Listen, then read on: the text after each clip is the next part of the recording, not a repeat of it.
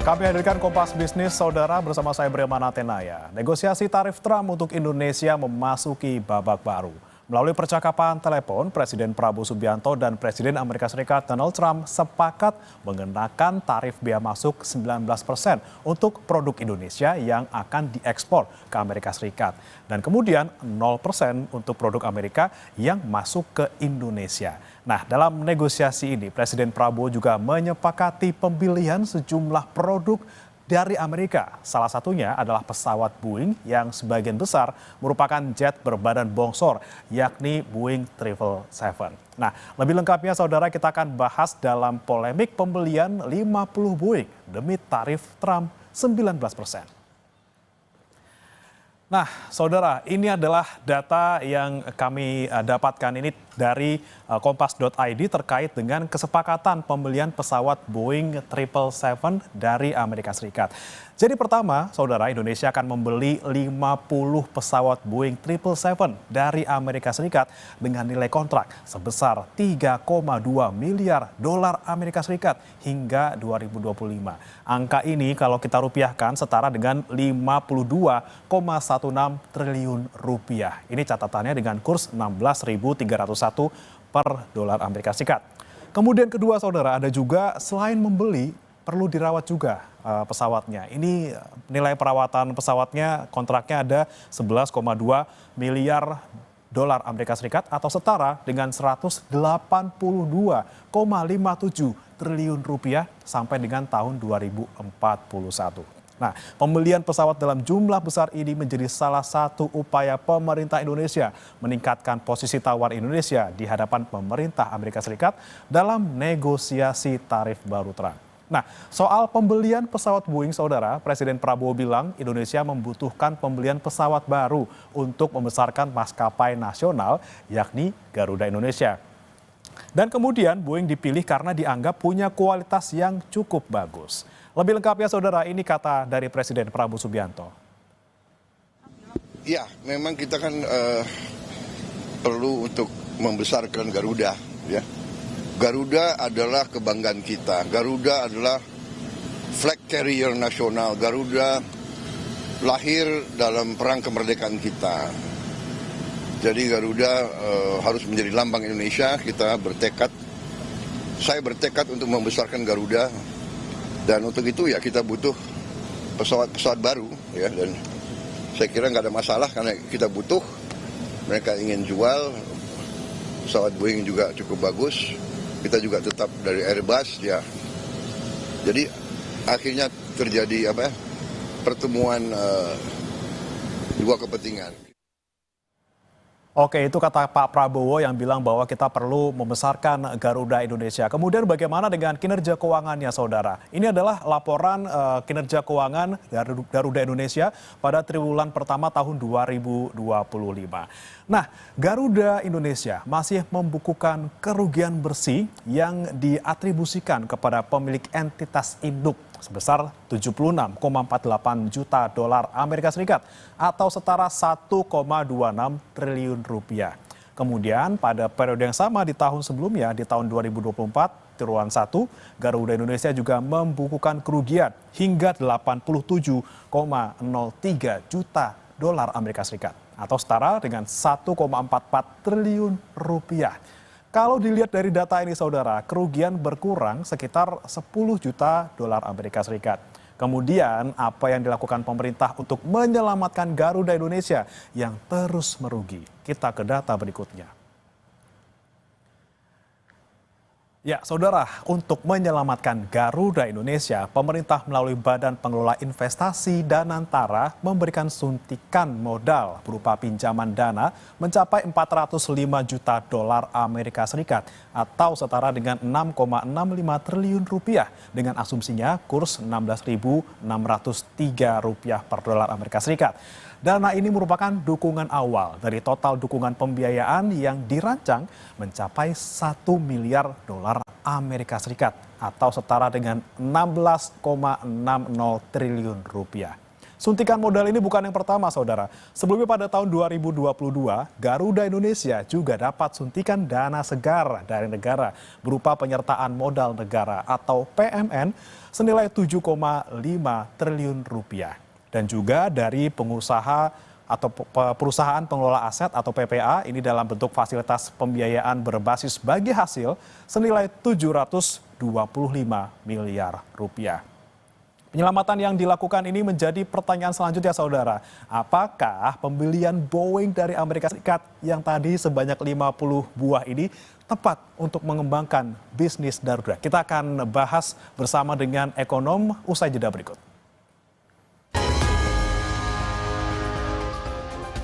Kembali di Kompas Bisnis, saudara. Untuk mencapai kesepakatan tarif baru Trump, Indonesia akan membeli 50 pesawat Boeing untuk maskapai plat merah Garuda Indonesia.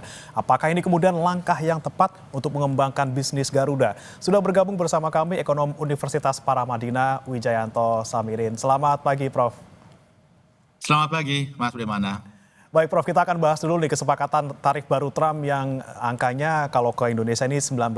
Nah, kalau Anda lihat apakah angka 19% ini tuh sebanding sih dengan kesepakatan yang harus kita tanggung nih, termasuk kita harus beli pesawat 50, kemudian dari Amerikanya kita memberlakukan 0 gitu ya untuk mereka. Anda kira-kira melihatnya seperti apa? Ya, dari 32 ke 19% atau turun 13% itu harus diakui itu sebagai satu kinerja bagus ya, satu achievement. Tapi kita juga harus lihat Vietnam yang sudah deal lebih dulu itu turun dari 46 ke 20%, jadi turun 26%. Dengan tawaran Indonesia yang sebenarnya lebih banyak dari tawaran Vietnam. Misalnya membeli pesawat, kemudian yang kedua pajak 0% untuk barang Amerika masuk ke Indonesia. Pasar Indonesia jauh lebih besar daripada pasar Vietnam. Sehingga terkait dengan angka 19% ini, saya rasa tim kita, pemerintah kita harus tetap negosiasi sampai 1 Agustus supaya bisa mendapatkan angka yang lebih rendah. Karena begini Mas Brimana, negara lain seperti Malaysia, Filipina, India, Thailand itu belum mengeluarkan hasil negosiasinya.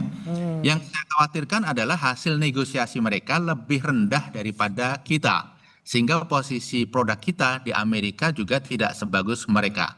Jadi walaupun sudah dapat 19% harus tetap nego untuk dapat lebih rendah lagi dan ini sangat mungkin. Angkanya kira-kira berapa, Prof? Kalau kita boleh berandai-andai di bawah 19% ini berapa?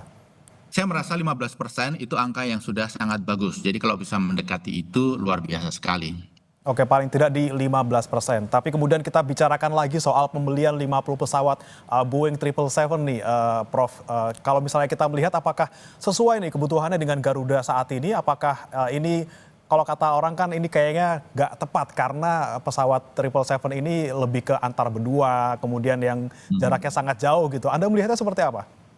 Ya, kita harus mendukung apa yang disampaikan oleh Pak Prabowo bahwa kita akan memperkuat Garuda sebagai flagship, sebagai simbol kita di dunia internasional. Dan kalau kita lihat 50 Boeing 777 itu klaimnya Trump kan, dalam satu statement dia mengatakan pemerintah Indonesia akan membeli Boeing 777 sebanyak 50. Dan kita tahu Trump itu seringkali exaggerating ketika berbicara number, kemudian beberapa hal lain gitu ya. Jadi kita juga harus tetap melihat, jangan dianggap 50 Boeing 777 itu sebagai final. Kita harus terus melakukan negosiasi. Dan begini, kalau kita ingin membantu Garuda, tentunya dengan sesuatu yang dibutuhkan oleh Garuda. Kalau Garuda, ini analisis saya, dikasih 50 Boeing 777, justru keuangannya akan makin terpuruk. Kenapa? Karena Garuda ini pasarnya adalah domestik, pasarnya adalah regional. Yang dibutuhkan 737. Kalaupun ingin yang berbadan lebar, mungkin 787 supaya lebih bisa compete di penerbangan jarak jauh. 777 itu adalah produk yang sebenarnya sudah tua, dimodifikasi, tapi tetap jauh kalah dibandingkan 787 dari sisi efisiensi dan kenyamanan. Jauh kalah dibandingkan Airbus A350 atau A330neo. Jadi kalau Garuda dikasih Boeing 777 artinya dipaksa untuk compete di penerbangan jarak jauh internasional, akan sulit bagi Garuda untuk bisa berkompet melawan Singapore Airlines, Turkish, Qatar, dan lain sebagainya. Jadi saya melihat ini masih belum final, seperti statement Garuda sendiri bahwa belum final, masih dilakukan need analysis. Saya usul sih harus fleksibel, jangan sampai kita mengeluarkan statement yang mengikat gitu ya, tentang jenis pesawat, tentang periode, dan mohon maaf Mas Bagaimana, ini kan kita ada kontrak dengan supplier pesawat kita di masa lalu.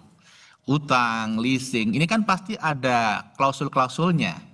Biasanya kalau kita melakukan deal dengan pihak lain, membeli pesawat yang sejenis, ada punishment, ada penalti, atau harus melunasi. Jadi itu juga harus kita lihat. Jangan sampai kita melakukan aksi, kemudian kita di-sue oleh pihak lain di kemudian hari. Jadi ini belum final, Mas. Setuju dengan apa yang disampaikan Pak Prabowo, tapi detailnya harus kita kawal dengan baik. Oke, detailnya mungkin kalau kita lihat masuk akalnya campuran gitu ya Prof ya. Mungkin ada yang 777, ada yang 737, ada yang 787. Seperti apa menurut Anda Prof? Kita harus diversifikasi yang kita beli atau sebenarnya nggak usah beli sama sekali deh, atau misalnya kita beli merek lain deh, kira-kira gimana Prof? Saya rasa kalau membeli pesawat memang harus membeli. Karena Garuda sendiri sebelum negosiasi Trump dan pemerintah ini juga sudah punya rencana untuk membeli pesawat. Hanya memang jenis pesawat seperti apa yang akhirnya akan dibeli itu harus disesuaikan dengan kebutuhan Garuda. Jadi dalam situasi seperti ini Garuda kita kasih kesempatan untuk menyampaikan juga pandangannya. Jadi apa yang kita berikan itu harus sesuai dengan ukuran badan Garuda. Ibarat ngasih baju itu yang pas dengan badannya sehingga enak dipakai. Oke, kemudian Prof, ketika kita bicara kemampuan finansial dari Garuda sendiri, sebenarnya mampu nggak sih untuk membeli 50 pesawat Boeing? Dan kalaupun misalnya mampu gitu ya, ketika mereka sudah beli 50 pesawat Boeing 777 misalnya, apakah kemudian berikutnya akan mereka terbebani misalnya dengan operasional yang tinggi, kemudian permintaan dan penawaran yang mungkin nggak ketemu gitu ya, yang butuhnya apa, yang kita punya apa. Seperti apa Anda melihatnya Prof?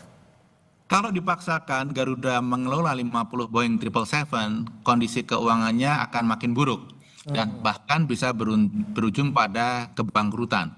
Karena kalau kita present value kan ya harga 50 Boeing 777 itu sekitar hampir 250 hingga 300 triliun begitu. Dan Garuda sudah di bawah Danantara. Apakah Danantara ada kapasitas keuangan untuk membantu melakukan injeksi capital atau shareholder loan gitu ya?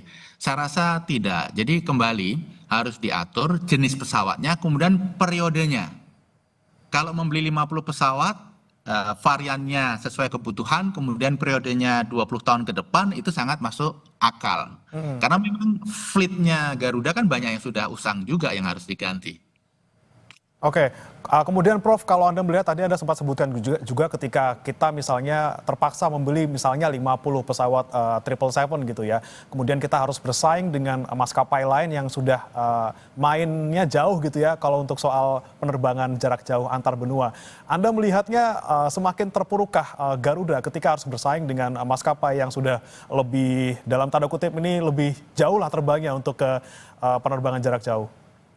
Kalau kita ingin bermain di level long haul, bersaing dengan Singapore Airlines, Qatar, Turkish, dan kita dilengkapi, Garuda dilengkapi dengan Boeing 777, saya bisa katakan sayonara buat Garuda.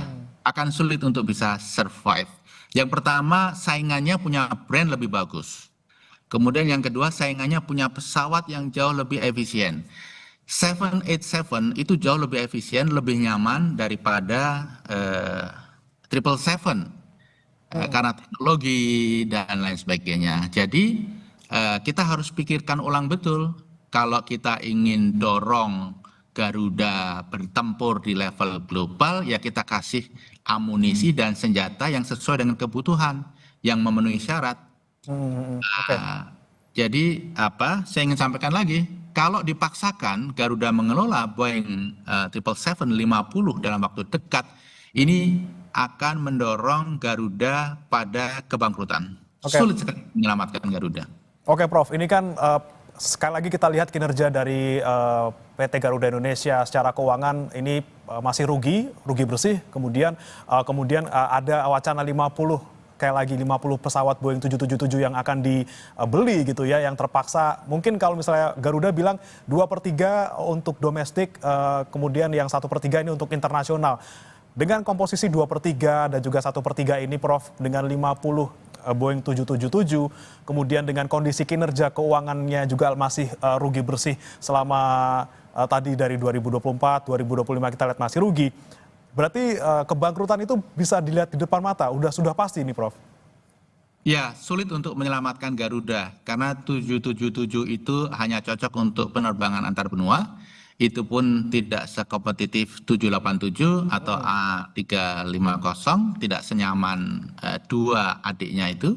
Kemudian pada saat yang bersamaan pasar Garuda itu bukan antar benua, tapi domestik dan regional. Dan domestik dan regional itu yang diperlukan adalah 737. Oke, tapi kalau dipaksakan gitu Prof, 777 ini untuk regional, apakah memang itu sangat berpengaruh terhadap efisiensi biaya ataupun cost yang harus dikeluarkan? Kalau lihat track record Garuda dan lihat beban biaya yang akan ditanggung, beban kompetisi yang akan dihadapi di masa depan, kalau dipaksakan 50 Boeing 777, saya akan mengatakan sayonara buat Garuda. Oke, Prof Wijayanto, kemudian terakhir ini kan ada sempat mengemuka wacana integrasi antara bisnis Garuda Indonesia dan juga anak usahanya, yaitu Citylink dan juga Pelita Air. Nah, kemudian peleburan ini kan menjadi salah satu strategi gitu ya untuk kedepannya Garuda Indonesia bisa menyelamatkan diri. Kira-kira apa lagi Prof yang bisa dilakukan Garuda Indonesia? Mungkin selain tadi menambah 50 pesawat, adakah cara-cara lain yang lebih efisien dan juga lebih efektif untuk mereka bisa keluar dari kerugian yang mereka alami? Ya, saya rasa konsolidasi itu hal yang bagus. Pasti akan banyak efisiensi yang bisa diambil. Tetapi juga kita perlu merubah kultur. Dan kalau ingin shortcut, usul saya bagi Garuda adalah hire CEO manajemen terbaik dunia dari belahan negara manapun. Walaupun harus membayar mahal, tapi kalau bisa membawa perbaikan kultur itu harus kita tempuh. Kita harus belajar dari penerbangan-penerbangan yang sukses di Middle East. Mereka betul-betul meng-hire talent terbaik yang ada di industri dari seluruh dunia. Dan kalau Garuda ingin seperti mereka, hal itu juga harus dilakukan. Jadi industri penerbangan ini industri yang marketnya global, sangat kompetitif. Jadi juga mindset dan kultur Garuda juga harus global dan sesuai dengan tingkat kompetisi dunia. Kalau tidak di level itu, sulit bagi Garuda untuk bisa bersaing. Oke, kita perlu adanya professional hire dari pihak-pihak yang sudah terbukti mereka bisa membawa maskapai ke keuntungan gitu ya, ke bisnis yang lebih baik lagi. Kemudian kita tunggu nanti ya Prof ya, bagaimana kemudian upaya dari Garuda Indonesia terutama dan juga upaya pemerintah untuk menyelamatkan maskapai plat merah ini. Terima kasih Prof Wijayanto Samirin, ekonom Universitas Paramadina sudah bergabung bersama kami di Kompas Bisnis. Selamat pagi.